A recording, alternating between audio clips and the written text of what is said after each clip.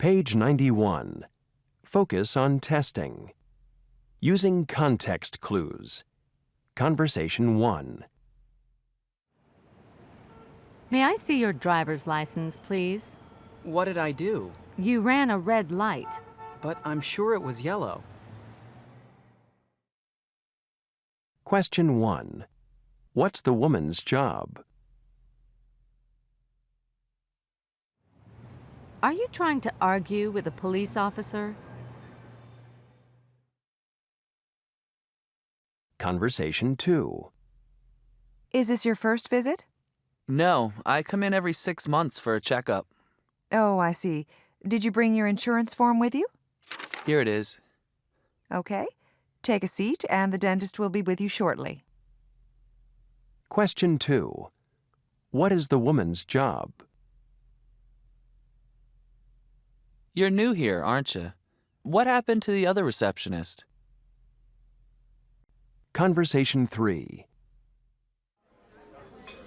Do you have a reservation? Yes, Jackson, party of 4. Inside or out on the patio? Outside. And could you bring us some coffee? Question 3. What's the man's job? I'm the host. I'll ask the waiter to bring you some coffee right away. Conversation 4. Hi, Jim. It's Carl. It looks like I'm going to need your professional services this year. I thought you always did your taxes by yourself. Yeah, but this year things are too complicated. I lost money in the stock market, and then I inherited my uncle's house, remember? You need professional help for sure. Question 4.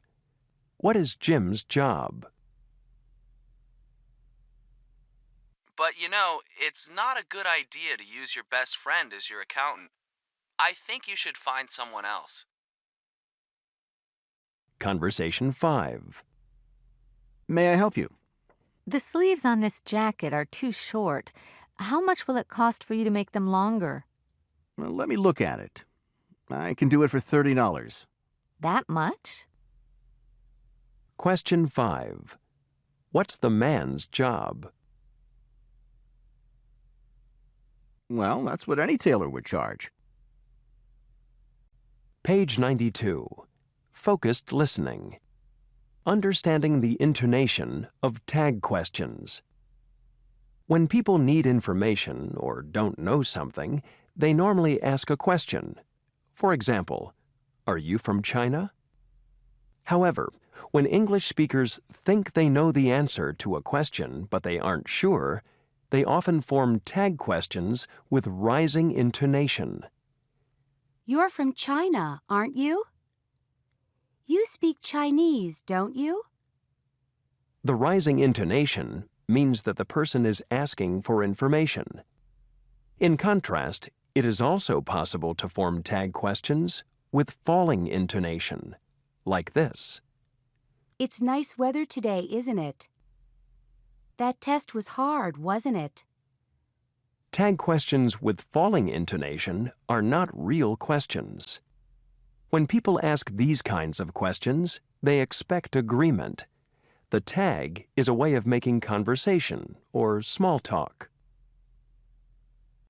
Page 92, Activity 3. Recognizing the intonation of tag questions. 1. We're having a staff meeting tomorrow, aren't we? 2. You're the programmer from Turkey, aren't you?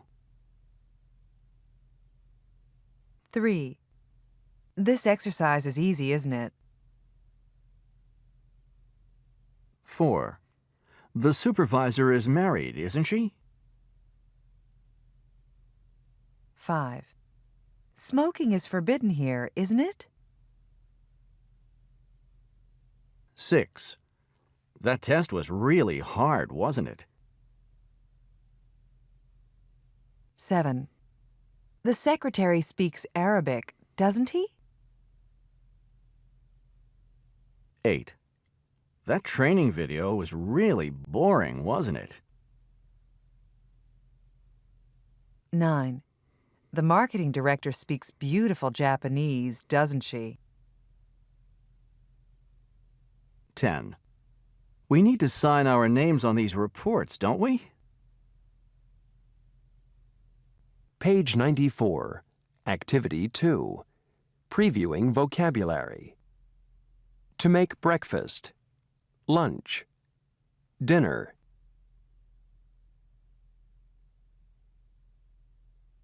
To do the dishes.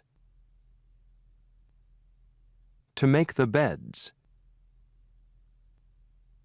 To balance the family budget. To do the laundry. To water the lawn. To shop for groceries. Page 95. Activity 4. Sequencing events. Do you want to know what I do on a typical day? Well, I'll tell you what I did yesterday as an example. I woke up before my wife and son, and the first thing I did was to come into the kitchen and make the coffee. Then I made my son's lunch, to take to school, and after that I started cooking breakfast. I made eggs, oatmeal, and toast because I always want my family to start the day with a full stomach. Then my wife and son came into the kitchen and sat down to eat. While they were eating, I threw a basket of laundry into the washing machine, and then I also sat down to eat. After breakfast, I walked my son to the bus stop, and I waited with him until the bus came. I kissed him goodbye and walked home. As soon as I entered the house, the phone rang. It was my mother-in-law. She wanted to know if my wife was still there, but I told her she had just left. So I talked with her for a few more minutes about the weather and her garden, and then I got off the phone. After that, let's see. I spent 3 hours cleaning the house, and after lunch I went shopping for groceries. By then it was 3 o'clock, and it was already time to pick up my son at the bus stop.